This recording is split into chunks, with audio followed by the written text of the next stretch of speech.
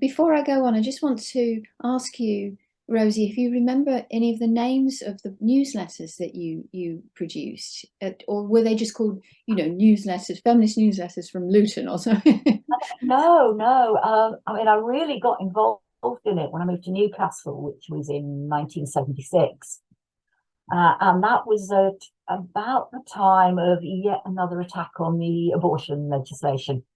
And I got involved in something called the Corrie, well, it was the anti-Corrie campaign, but we called it the Corrie campaign. And we had a newsletter, and I can't remember what the title was. No, and it won't be in the minute book.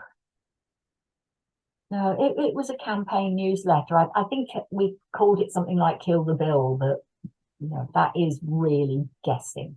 Well, as I said before, you have really so succinctly kind of managed to respond to all the kinds of questions that we had on the website. I don't think we're going to be having to do very much editing basically of this, but I want Mel just to come, just in case Mel's got a question Yeah. for you, Rosie. I'll bring her in. I mean, I have to echo all of that. I've been riveted. You speak so fluently about it. It's like your thoughts are already formed and you're just opening your mouth and out they come.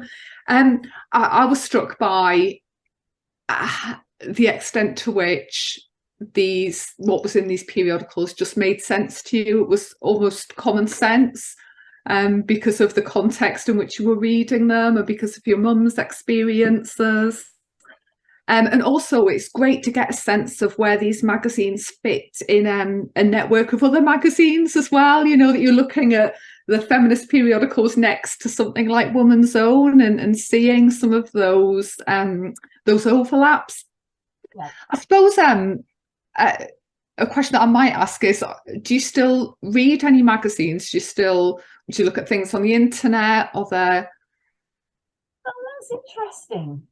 Because the answer is yes, but I hadn't actually thought about it as reading magazines still. And that's because it's internet based. I look at the New Statesman quite regularly. I follow the conversation. NPR is very interesting, as is The Guardian. And I also subscribe to the New York Times, which is slightly weird. I'm not quite sure how that happened. So, yes, I'm reading a lot of magazines on the net. And also, I'm exploring the written material that's out there. I'm a WEA tutor and I'm currently teaching a course on community activism for a group down in South Shields. So each week we take a different topic. And that means that I'm actively going out and looking for current material around that topic. And I'm stunned by how much there is, not just the individuals blogging about stuff or sort of commenting on it on social media, but the way that the magazine model has been adopted as the website model for so many campaigns and organizations. People are very aware that you get people involved by getting them to contribute, by getting them to respond. And that whole business of the comments section at the end of every post is actually doing the sort of thing that the liberation magazines did. And that I think I'm inclined to credit them as actually originating that idea. And it brings you back to the website.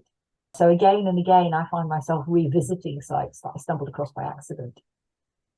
Yeah, I think you're right about that engagement model where the magazines were constantly soliciting feedback, weren't they? And you're right that it's all about the likes and the comments online. Do you think you mentioned how much material there is out there? Do you think that diminishes its impact? I suppose one of the things about the women's liberation magazines that you're seeing in the radical bookshop is that there aren't that many of them and that you're part of a more exclusive club. Yeah, I think that's very much a factor. And I think you tended to read it from cover to cover. With online material, our attention span is far more of an issue. And the tendency to dip and browse is far greater. With the magazines, because they were rare and precious things, it was once a month very often that you'd get hold of this thing. You might dip into it over the course of a month, but by the end of that time, you would have read it from cover to cover, including all of the small ads at the back and, you know, the contact information. It sounds silly, but reading a list of addresses and contacts for groups right around the country gave you this sense of being part of a much wider movement. That was really very important. And it gave you this sense that you could find people wherever you went. Mm. Mine was the generation from my community that, this sounds odd coming from an Irish background, which has a huge history of migration, but we were the group who moved to work. We were the group who moved to get really good jobs as opposed to just any job at all. You know, and it's quite interesting if you look at my siblings. You know, they're all sort of professional in one way or another and to differing degrees. And coming up to Newcastle for the first time, that there was a group up here and somebody I could contact and a way of finding people like me. And the discovery that there was a radical bookshop up here as well. That made it feel far less intimidating. You know, and that gave you a social network and a social context very quickly. And thank you. I mean, Rosie, thank you for taking the time to do this, because it's fantastic for us to start to build this archive of readers' testimonies and to listen to readers' experiences. And as I say, you've been so lucid and coherent, and you've given us a fantastic testimony. So thanks very much for doing that. It's a great project. Really interesting work that you're doing. Yeah, well, thank you. A lot of fun. Yeah. Go on. Thank you very much. For us to listen. Thank you so much, Rosie. You too. Take care. Take care. Thank you. Bye. Bye.